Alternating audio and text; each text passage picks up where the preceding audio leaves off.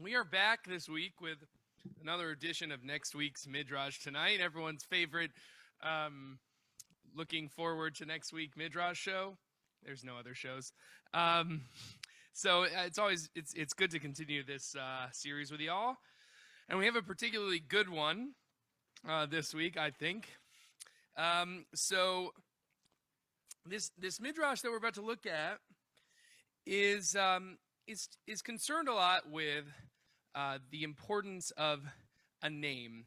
Now, in the past, I've written and noted a lot about the importance of names in the Torah, the way that people's names change, and how they take on names or they're given names, and often they represent the stage of life that they're in, and I think that's one kind of naming. This Midrash is really concerned with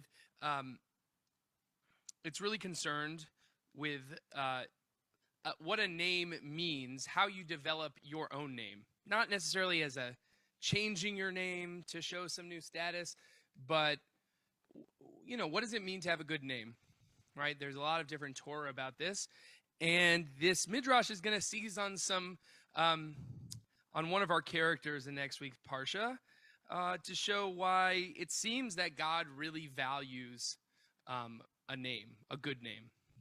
So that is the basic introduction, but I'll pass these out and we will dive in.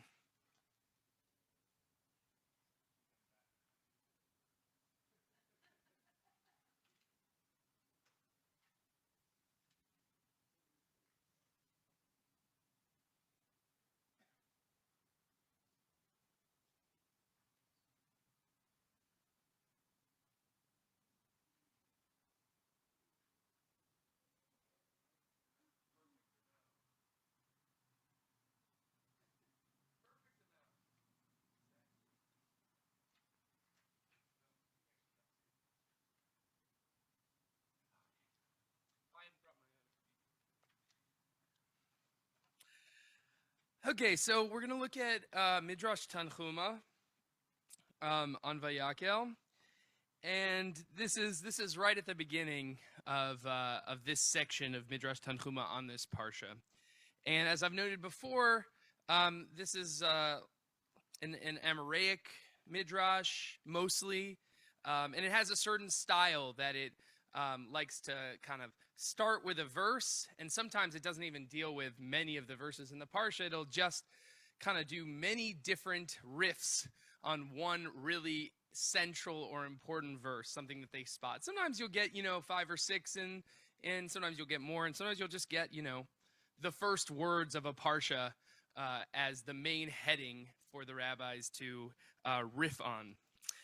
Okay, so this Tanhuma starts with the verse, Vayomer Moshe el bnei Yisrael, Re'u kara Adonai b'shem Bitsalel.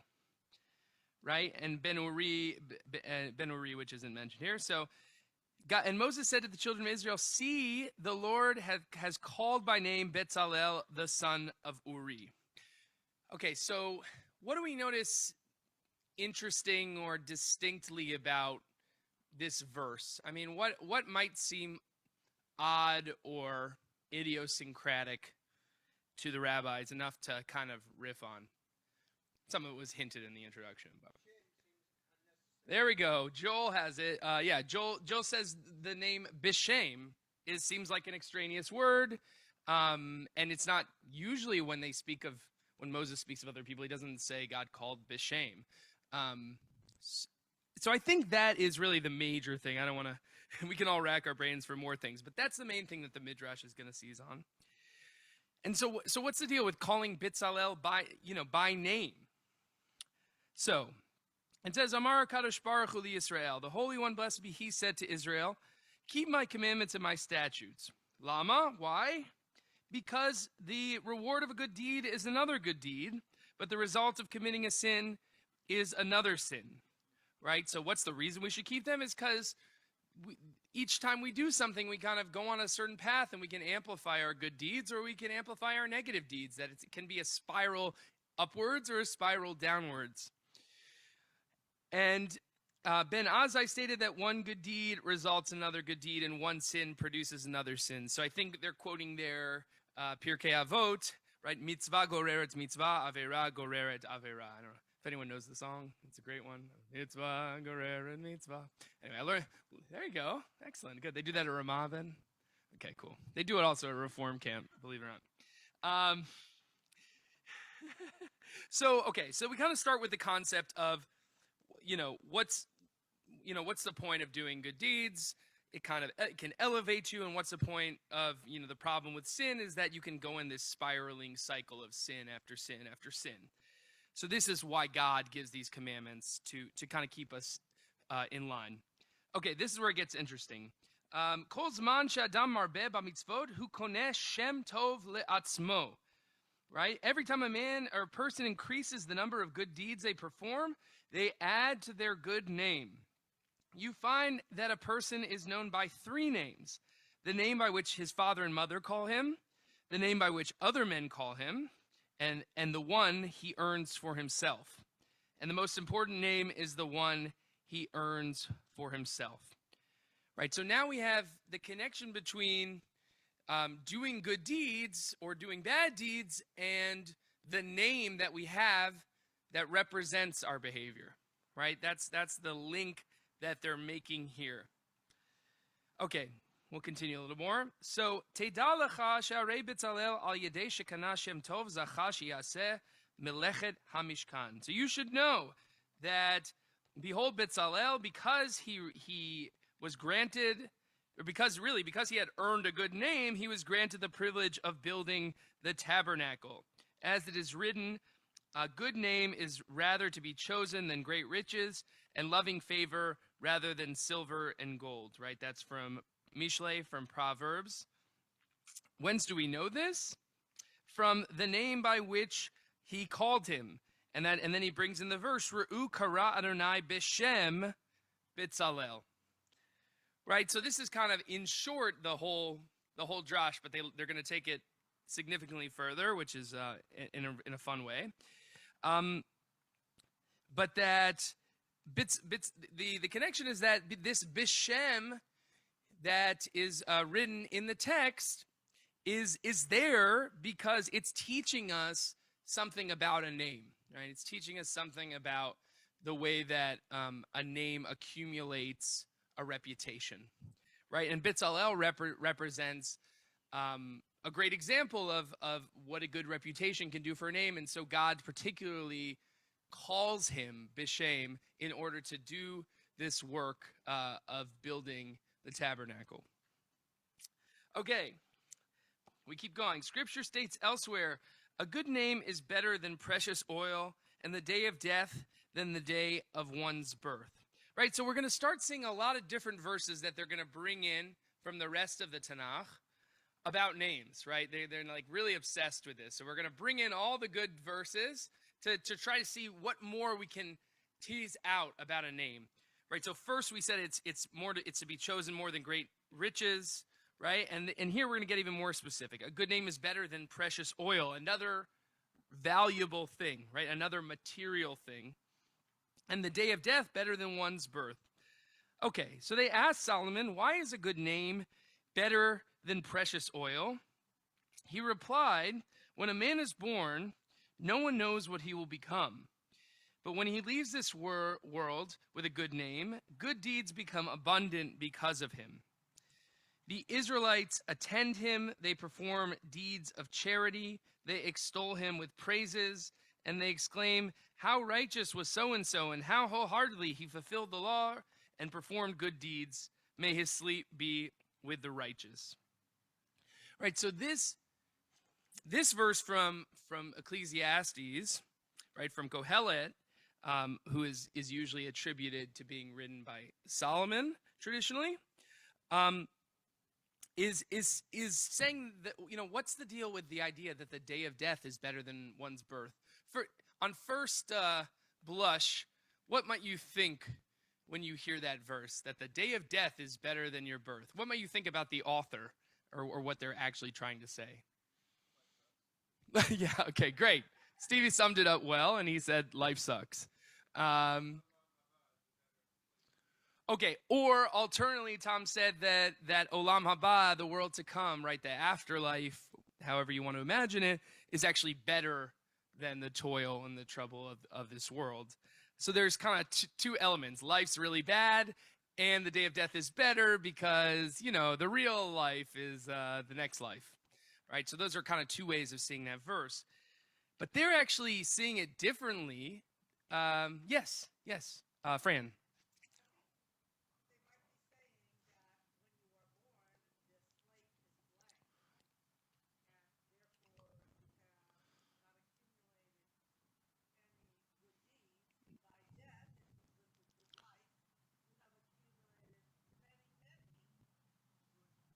Yeah, great, great. Fran summed it up really well. What this text seems to be saying is that the day of birth is not really that great because you haven't lived, right?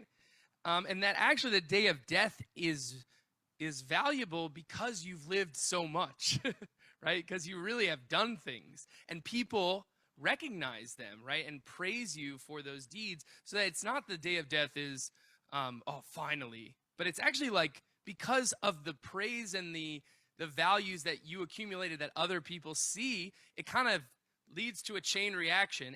And you also, personally for yourself, you're getting kind of that support, right, of all the things that you did. So it's an interesting idea. What do we think about that idea of the day of your death and your name being, accumulating all this reputation? Yes, Rabbi Schatz.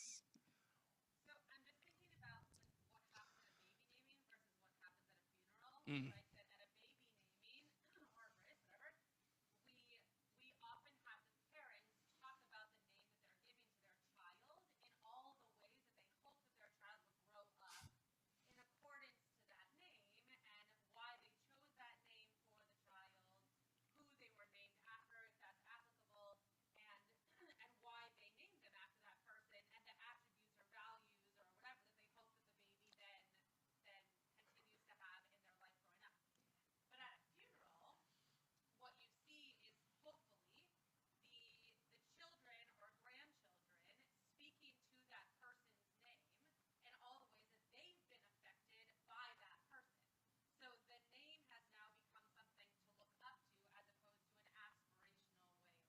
Yes, great. So Rabbi Schatz was saying that that this actually seems to represent in a certain way, the reality of our celebrations of birth and our memories of those who've died, right, and their funerals.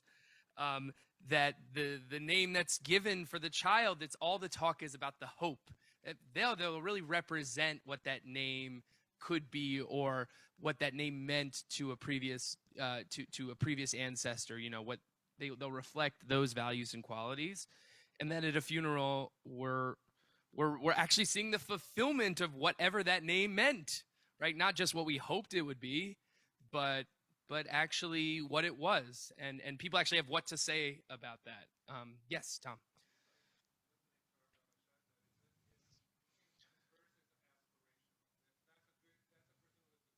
Right. That's true. Right. So Tom is going to temper our our the strong idealization here of the best life, right? That it actually could go the other way, right? That if somebody has a rough life, it might be harder to say nicer things, or somebody isn't accumulating these good deeds, it might be harder to find those things. So yeah, it does cut both ways. And they're kind of wanting to lead you to, I think part of the goal of this whole homily or activity here is to try to say, lead you to the why is a good name worth it? Why should we be doing these things, and how does our name reflect could reflect the best that we are? Excellent. All right, let's move on to the next page.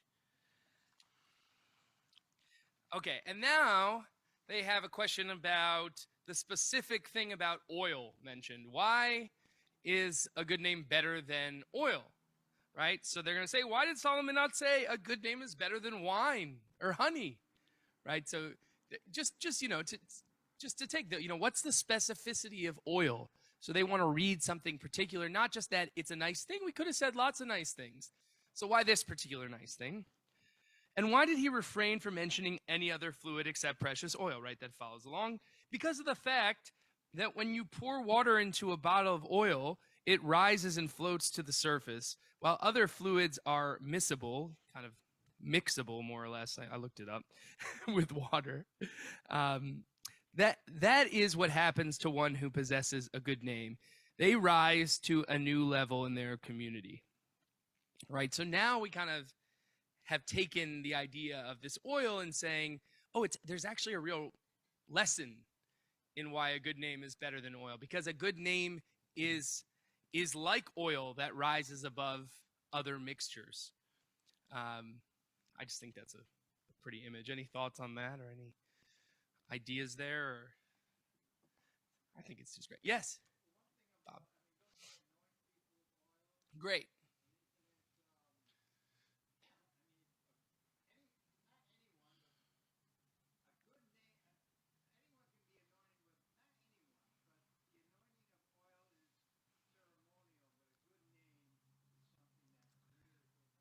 Oh, great. So Bob has taken this both as an interpretation of this drash, but he's kind of got his own drash. I think it seems like almost like something new out of it. Right, which is sorry. Say it one more time. Just the last part. Oh, the anointing oil, right? That the oil is this substance we use to anoint people. And sorry, I was so good. Yeah.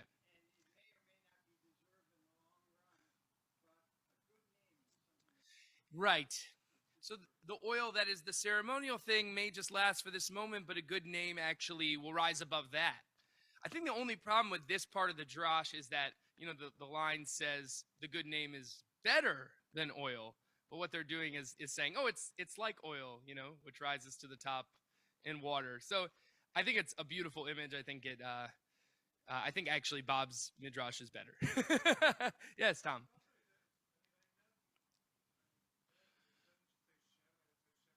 Right.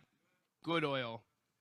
Yeah, right. Because any oil, good oil is a very valuable commodity and probably takes extra work and the right, the right olives and all those good things that I don't. Right, extra virgin, 100%. I should really go to a kibbutz and figure out how to make oil and stuff at one point. Then I'll really know what I'm talking about here. Yes, Fran.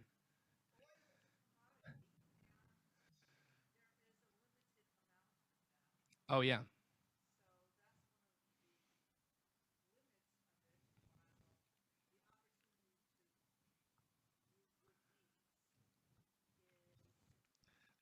I love it. We're like Fran and Bob are adding to these great voices in the text and saying that oil is this limited resource and that good deeds there's no limit. I think we might actually find some of that coming up. So you may have even anticipated it. You knew what's up. You knew what's up. I love that when that happens actually, because it shows that we have the same thinking. We can be thinking like the rabbis as well. Oh, I hadn't thought about that. Oh, very good. Right. So that's an important reminder that Joel. I think Stevie seemed to have known it all along. It had gone over my head maybe because I was reading too much English. But yeah, Shem, right, Shem Tov and Shemen Tov, a good name and good oil. That right. That's a really that might be the real reason why Solomon or whoever the author did used Shemen specifically because of that beautiful wordplay. But yeah, there is some relationship, right? There is some relationship between this valuable commodity that anoints kings and priests, and that actually um, is not only a luxury, but actually has some kind of holy purpose. And a good name is even better than that, right? Built in. Shem kind of is coming out of that Shemin. Also, you might even say it's rising out of the three-letter word. Yeah, the mixture of Shemin. Exactly. This is great. We're really rocking it. Okay, let's go on to the next one. Okay, Davar Acher, another interpretation, another comment on Tov Shem Mishem and Tov, right? And you can hear it so much better when you say it, Tov Shem Mishem and Tov, the wordplay. A good name is better than precious oil. A good name increases among people while precious oil descends. Now, and here's, I think, where it really works. A good name arises, as it is written in Genesis, I will make of thee a great nation. Right, this is to Avraham. And I will make your name great. Right, while precious oil flows downwards, right? As it is said, it is like the precious oil upon the head, right? And that verse is, let's see, where is it? Shemen Tov Yored, right? Yeah. So precious oil is transitory, while a good name is everlasting. So I think we kind of had that. We're getting it.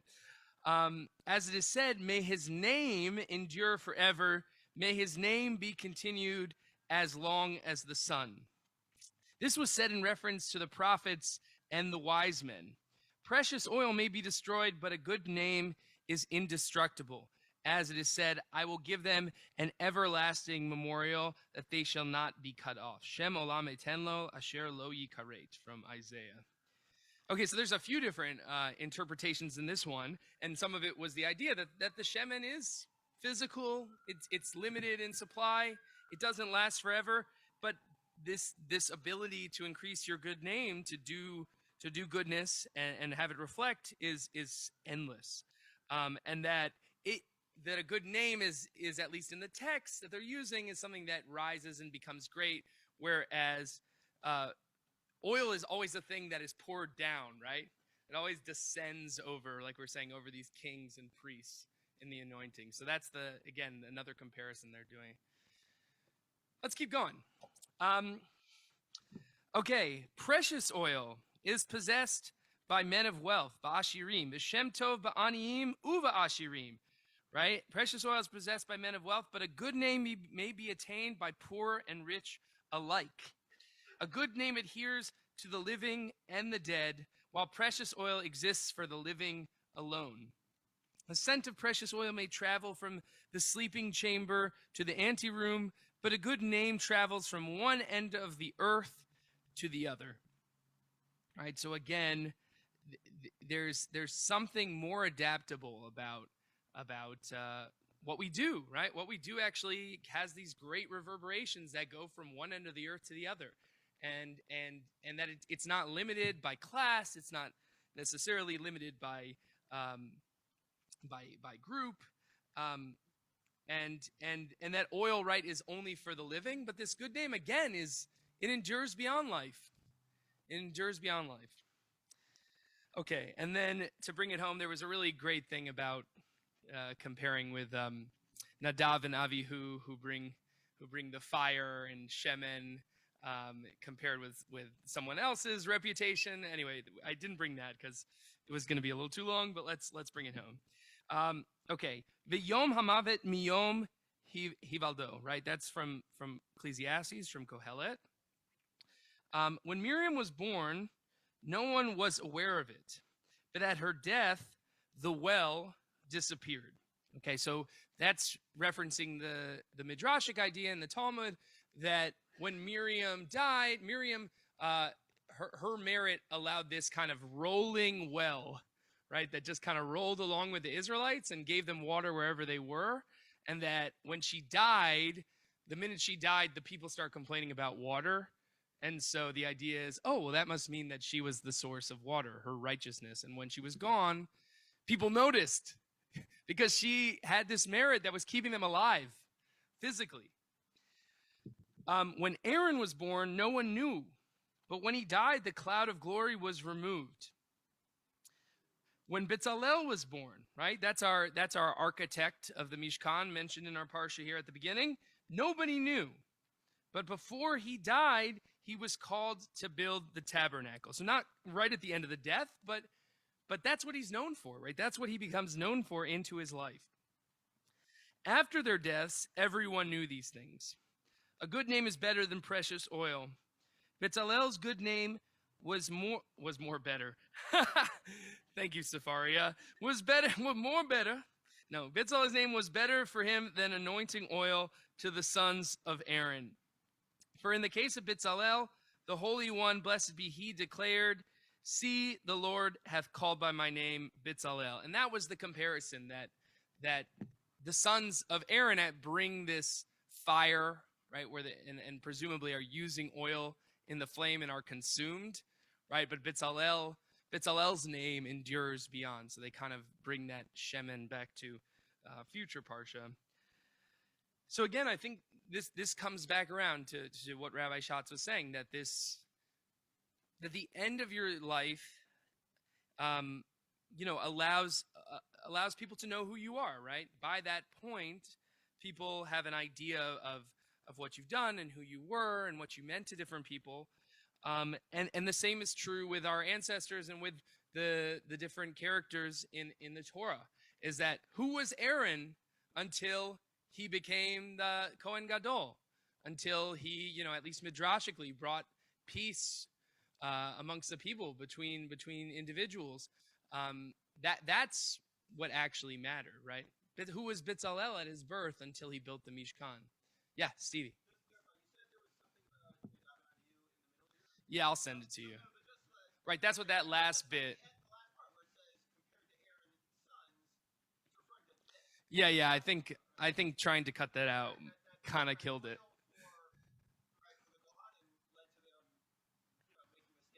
Right. So even in that way, oil is actually not always so great. It actually can be dangerous, right? As opposed to your own reputation being what is. Tom, did you have something? Oh, okay. You were. Yes. Rabbi Shots.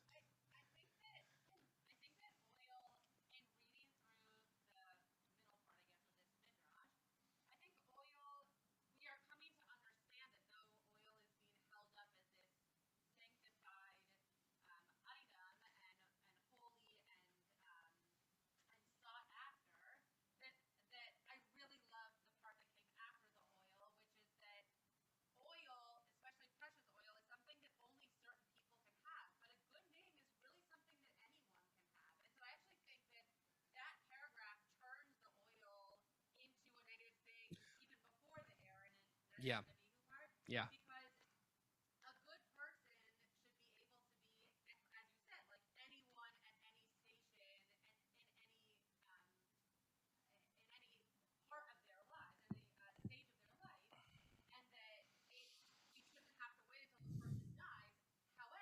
Right.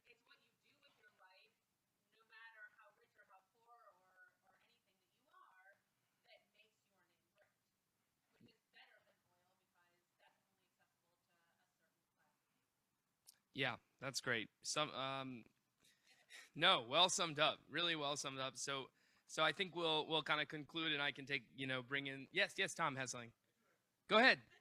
Last one.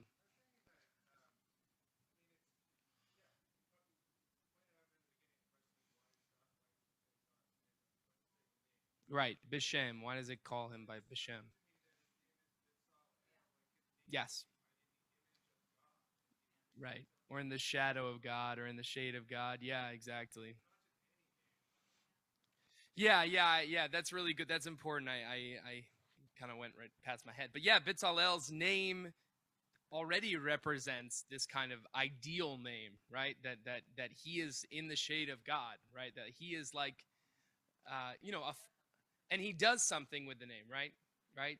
So it's kind of the best of both worlds, to have both a good name that represents some great potential, and he fulfills the potential, um, as well. Yeah. Yes, Karine.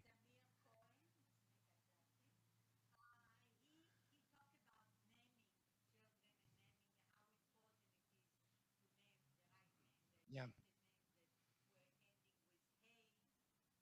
Uh huh. Sure.